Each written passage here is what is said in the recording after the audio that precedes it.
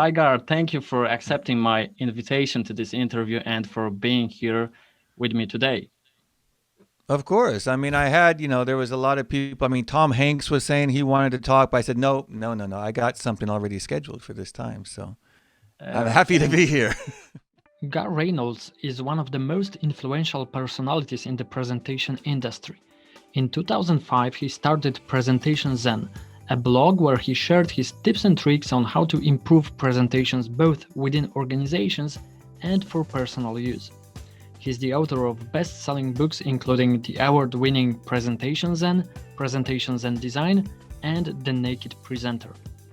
For many years, he'd been working as a manager in Silicon Valley, including in Apple, but then moved to Nara, Japan, where now he is a professor at Kyoto Gaidai University, teaching students effective communication and presentation techniques. An award-winning designer, writer, musician, and a family guy. I would like to talk with you about the future of presentations. You say, Oh. know the past to know the future. So let's Hmm. have a look at the past for a moment. You've said more than once that your first presentations were made on 35 millimeter slides at your university in the 70s. Yeah. Let's Wait say, a minute. I'm not that old. High school. High okay, school. okay, so Yeah. High school in high the school. 70s. That's right. Okay, so let's say the invention of 35 millimeter slides was the beginning of the first stage of the modern presentation industry. The second was marked by invention of PowerPoint and similar applications that allowed us to create presentations digitally on our computers. Then there was 2007, a big shift in the way of presenting when Steve Jobs revealed iPhone with his stunning presentation. And from that time on, almost everyone wanted to prepare presentations just like Steve Jobs did. Mm. And then there was COVID-19 and the shift from offline to online. Do you think that COVID-19 brought the next big revolution in this process? Is it really a game changer for the way presentations are made? Anything like invention of PowerPoint or Steve Jobs' way of presenting? Mm. I don't know, but it's kind of, initially I thought, well, okay, online, I really miss, the live presentation face to face, and I thought this is not going to work. Now we're a year into it, and as far as university teaching, especially what I'm doing, which is teaching, like digital storytelling, we're watching a lot of video, looking at students' clips and talking about them, and scrubbing through video together, all of us. Actually, it works really well online. And what this is, I don't know if this is top secret information, but I just learned from our university that for our program, the reviews for our classes are the highest they've ever been. And that's really weird because we thought, and we struggled at first because we didn't know what was going on. I'd never even heard of Zoom. So, of course, we've lost some students or they're going to take a year off because of this. But those students who've stayed, and most have stayed, are somehow, they're liking, at least they like the classes. They're learning and they come to class. It's very easy to get out of bed and come to the computer. But I just talked to a psychologist yesterday in Australia who presents all the time. And he said that, with conferences, and I'm not on conferences. So what he told me is that the whole, death by PowerPoint that we've been struggling with in the real world is even worse online, that all these professors and doctors and psychologists are still presenting, with their little head, how Zoom is. If you just show your slides, you got your slides, which are all bulleted lists, and then you have that little talking head over there. So he says, this is not my experience because I don't know. I'm just teaching classes and I'm controlling my own thing. But he says it's actually not going so well. So the lessons that we've learned, before of making things, the things that, Mayer, forget his first name, Mayer with multimedia learning theory, where it's much better rather than have words under the picture, it's better to have words in the picture. Or likewise, like a TV weather person, it's better to have the TV weather, the TV weather woman or weather man, inside the TV box pointing at the typhoon coming Yeah. rather than like Zoom is, which you'd be looking at the typhoon map or the weather map, and then there's a little guy over there you can't see. So I always talk about this. It really hasn't. I mean, what's old is new. The same principles still apply. We need to get we are still the presentation as much as possible. And you can do that with software actually, where I can be in like this and have visuals come in over here. The key is to be able to do it really seamlessly and not, clunky and clumsily. But we're getting there. So I don't know if it's like a big. I would go back and say the first thing wasn't 35 millimeter. For me, the first thing was newsreels. Newsreels were before television. So news, in those days, it was like, this is John Smith with the news, dun, dun, dun, dun, dun, World War II and all this kind of thing. That was very visual. And then TV came along, TV news, broadcast, right? Talking head, someone talking, and visuals are coming in as the person's talking. So that was, my model. Steve Jobs kind of copied me. Not really. But no, because I didn't invent it, obviously, this idea of it was the TV news. CNN had been doing it, and CBS News, I don't know what's in Poland, but, and the BBC has been doing it for generations. People can look at graphics, even complicated graphics, and listen to someone at the same time, but we're not so interested in reading something on a screen and listening to someone. That was sort of a thing that happened with PowerPoint, right? Before we couldn't do that. When you and I, at least when I went to school, I studied philosophy as an undergrad, and we just had chalkboards. So the professor would write, but he couldn't write that fast. So it was, he's writing and drawing diagrams, and it wasn't that we weren't just reading stuff. But now I've heard that some philosophy professors will show slides, like bulleted lists of sending students.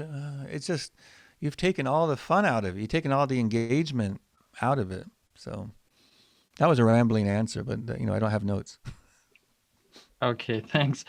So you don't think it's a big revolution right now? Well, there are revolutions going on in Myanmar and maybe the States. It's hard to see because when you're in it, you can't really see it. So we don't know how fast we're going to come out of it, and get back to where we're not presenting online so much. I wonder if we're still going to have conferences the way we did. I think it's going to be a mix, but we've got to get better at doing it online because, I've done a few conferences online and it hasn't been good. And I don't control it, right? So if I was controlling, then I will control what I show, and I would do something probably in Zoom with MMHMM, to make it look very visual and show video and that stuff. But I'm using their app, and so I'm just this guy, and they're showing my slides to the side. And I'm looking at other people's presentations, and they've been out of sync because of bandwidth issues, I guess. So it's kind of ruins it when you're trying to do something very, more like the TV news, where the visual has to come in at exactly the right time.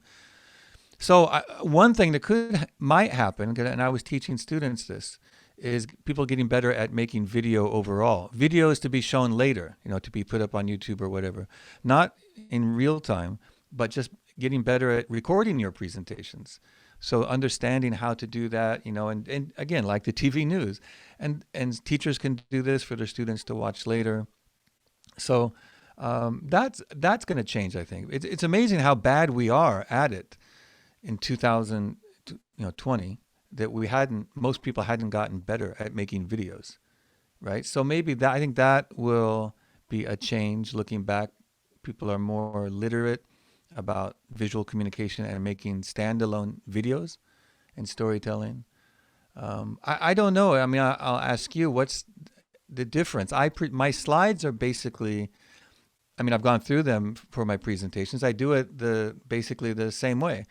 I haven't changed much. Everything's already really big and pretty simple. I do like using the pen tool more, which some people use in live presentations, but it's hard to do that. I don't want to, I'm on stage, so I can't really go over to the computer and write on things. But in a class, I actually love that part. So where I could do now, right? I guess I could do it now. Oh, I can't, I guess. But anyway, I love that. So, because students will have a question or something, and I can just hit the W key, and then I have a white screen next to me, and I can write on that. So I do like that aspect of it. But overall, I'm not complaining. I actually like it for some things. I'm not sure I want to go back. I miss some things, but I don't know. How about you? How are you adapting to this year of online only? Well, you mentioned the slides, and what do I think about that?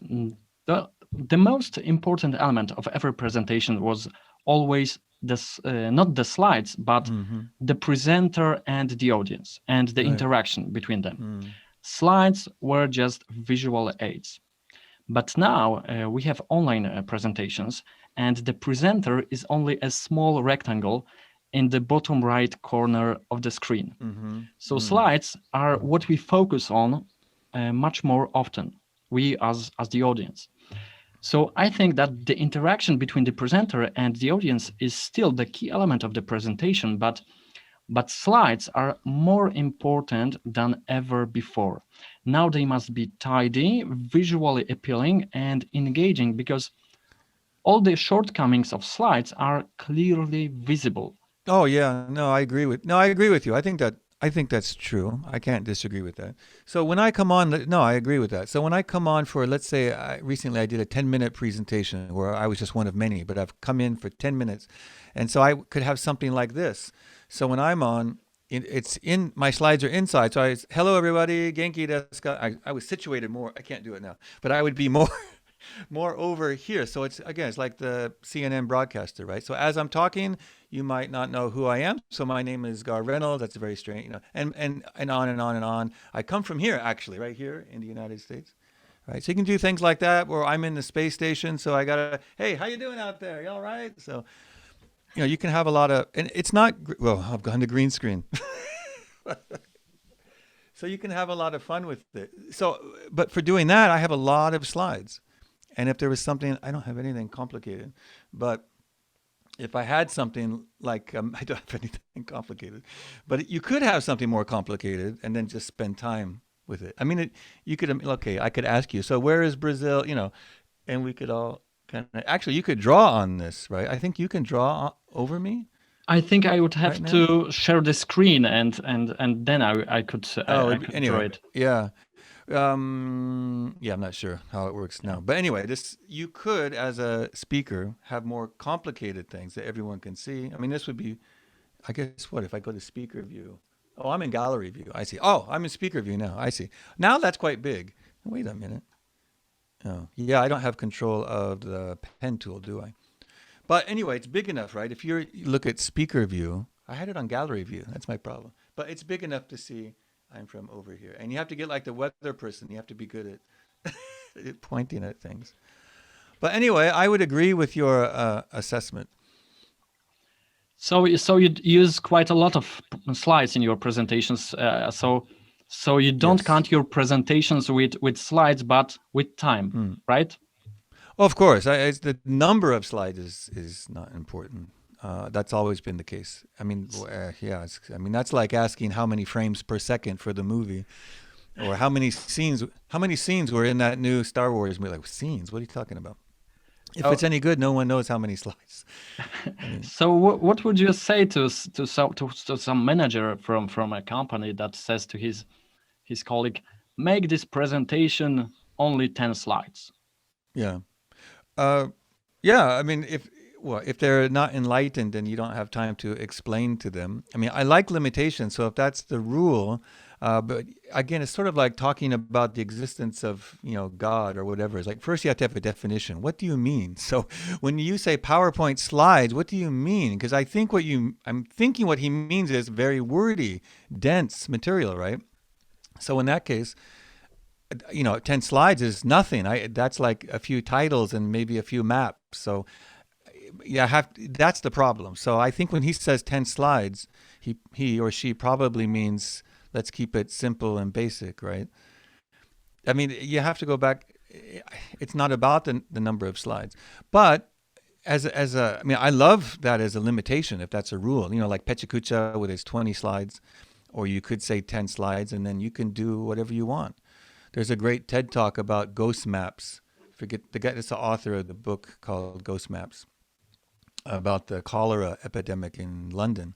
And his whole TED talk, he just had one slide. It was the map the map is everything. Gar, you're a keynote speaker at international conferences. What was your initial reaction when the lockdown was announced? I guess it was a difficult time for you and it changed a lot in your plans. Yeah. Well, because I'm a family guy, I actually had, this is a whole other subject, I guess. But I was I was spent a week presenting at Oxford University in England, and I did something in Paris, I think. Anyway, I just felt really depressed, and I thought, here I am. I'm like, for the fourth time, I'm presenting at Oxford, all these cool people, and I love being in England, and but I was away from my family, and I actually felt depressed. I was supposed to go to a dinner that night and then fly home the next day, but there was a nice big dinner with many people, so I did. It wasn't for me, but and I always went to that, and I called them and just said I wasn't feeling well, which wasn't really true, but in a way it was. I couldn't get up for it. So something happened to me about 6 years ago, and I just want to be with my kids, and I don't like being away. So I stopped going abroad, except with my family. But I did a lot of conferences in Japan. So I just stayed in Japan. And usually I would spend a night in Tokyo if I did something there, but it's only 4 hours by train. But I would go up and do the gig and come back, even if I got home at midnight, just because I wanted to be back. So it didn't really affect me that way. But thank God, I thought I was lucky, because for people who make a living doing that, that's really hurt them.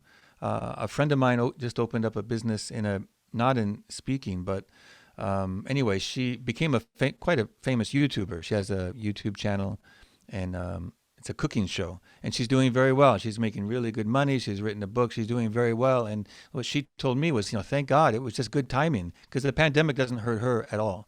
It's completely meaningless in terms of her business. And I'm a professor, so I have a job, or I write books. So it did affect that, though, actually.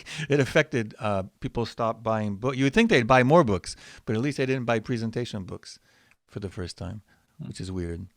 Um, so, but if you're a public speaker, that would really hurt your business. Tell me, did you change your presentation tools once you shifted from offline to online? Tool. You mean? Yeah. I use Mac and Keynote, so I don't see any reason not to. It works. Mhm. The only thing that's been shocking is that I just need a faster. I have all these notebooks and Mac Airs, and these are great. These are all I ever needed, and a good cinema display, and I have an old Mac Mini, and it's fine. I make videos, I do everything, but it's not powerful enough if you want to do really good Zoom, you need a fast computer. You can do it like I'm doing it now. I'm doing it with an old 7 year old Mac Mini, and it's okay, but it would be better with a better computer. So that's what I've learned. You say that your mantra is keep it simple. How can we Yeah. stick to this rule when we are forced to use more and more sophisticated software? How can we make it simple when things are getting ever more complicated? Yeah. Well, simple for the audience. And not necessarily simple for the creator. We want to create something great. But yeah, for example, using or some other software is another. That means I've got Zoom, I've got Keynote, I've got the app or some other third. So I got three things going. And then if you want to use, there's another chat. I've got, what's it called? This one is called Snap Camera, a different camera where I can have it like cat face or whatever. If I sometimes want to do something fun with students. But it can be overwhelming. So recently, I've just used Zoom, and although it's not ideal to have my head, down there, I like to do it like I was showing. But it's not as simple as just showing, having good slides, and the students of course, they're looking at slides. But also, I'm getting really good at just going to gallery view, and going back and forth, and it's the same principles apply. Of you can't keep doing the same thing too long. We have 90-minute classes, which I've shortened to 1 hour for this. Other professors have taken the 90-minute twice a week class and just say once a week for 1 hour, or maybe 90. But because students they have many classes, we're on screen all the time. right? I mean, we used to be on screen to do our stuff, but then we could go to class or the conference or whatever and we're live. But now everything is on screen. So we should try to minimize the screen as much as possible. And so that's why I just keep things short, and then variety, right? You know, the old 10-minute rule. So show a video, do a discussion, and do a little like a quiz, which a fun quiz or something. But the idea of what a lot of professors here did anyway, which is 90 minutes of lecture with bullet points. That's the Japanese way. And students sleep through it usually. But it's just, you know, it's kind of expected. Big classes, 200 people in a class, that's the way you do it. I think that's why some students are happier now, because at least the professor is engaging with the camera. They can see the professor's face, and maybe they're getting excited about doing something new. So at least they're looking forward. So many times I saw professors looking at their camera, you know, they're looking at their notebook computer, and they look back at the slide, and they almost never looked at the students in a big lecture hall. So at least now it's some interaction. Maybe that's why they're more satisfied. Yeah, face-to-face sessions are more often. Okay, Gar, so let's go to the future. Let's talk about artificial intelligence. When do you think it will be powerful enough for software to create beautiful and compelling slides in a split second without any human effort, so that people won't spend late hours to make their PowerPoints? Do you Yeah. So think it how? is Well, yeah. I mean, possible that we will type in all the data and the software will give us back a fully oh, professionally looking slide deck? but why would you want to do that? I mean, that's like you could do that with music, I guess. You could have an idea. I want this. I want love. I want this boy meets girl. I want blah, blah, blah, boom, do it. And of course, a computer can make music faster and maybe better in a way. But yeah, I mean, there are people who are interested in talking about that, but I'm not really interested. I mean, I mean, I see AI for things in the medical field. I think that would be really helpful for humanity. But presentation to me, including online, is good, at least half art, maybe more art than science. So I'm not really, you know, interested. It's like filmmaking. A lot of things have changed with filmmaking. I mean, in the old days, you couldn't change things in editing so much. So you really knew a lot about lighting and lenses and all this kind of thing, right? Because you couldn't fix it so much. And people don't know as much because they use LUTs. But I don't say that's bad. The end result is still good. But now the people, our age, younger people, know all about LUTs and then having a flat profile and then fixing things and colorizing things. And well, if the end result is still good, it's like typography. You should understand typography, but it doesn't mean you need to understand how to use and actually do leading and you know a real typesetting machine.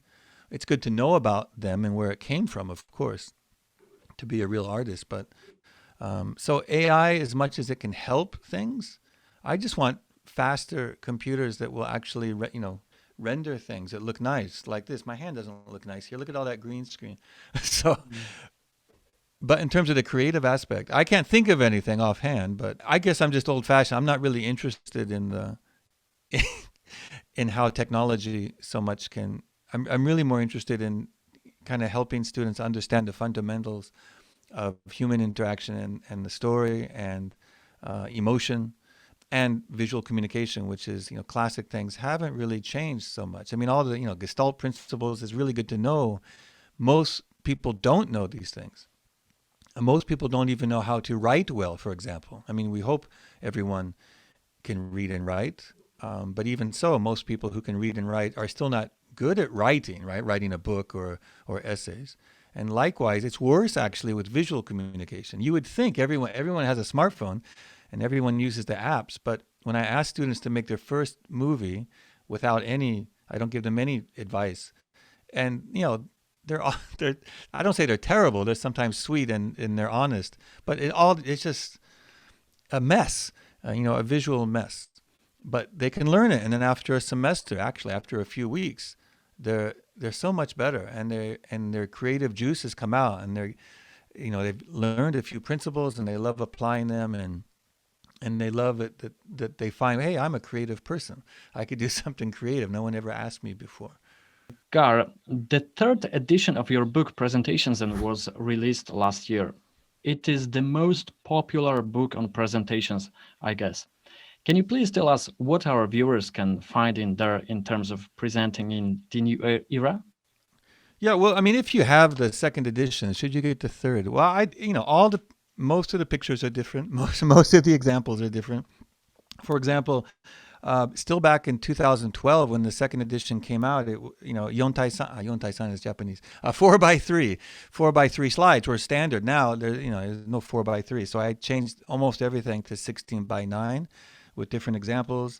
I got more material. I got Queen in there, like presentation lessons from Queen and Dave Grohl and some other things. So there is new content, but basically it's the same book. It's just updated for 2021. Came out in 20, but if you have two, should you get three? Yeah. If you have only one, definitely get three. If you don't have anything, definitely get it. And if you have two, yeah, I would get it, and then give two to somebody else. But okay, so I'll do that with my second edition. Thank you, Garr. It was great pleasure to talk to you. Thank you. It's my pleasure, of course. Anytime. And if anyone is listening, I'm always up for a podcast or interview. I mean, I'm home, so I'm here in my beautiful studios. So why not? So thank you for asking.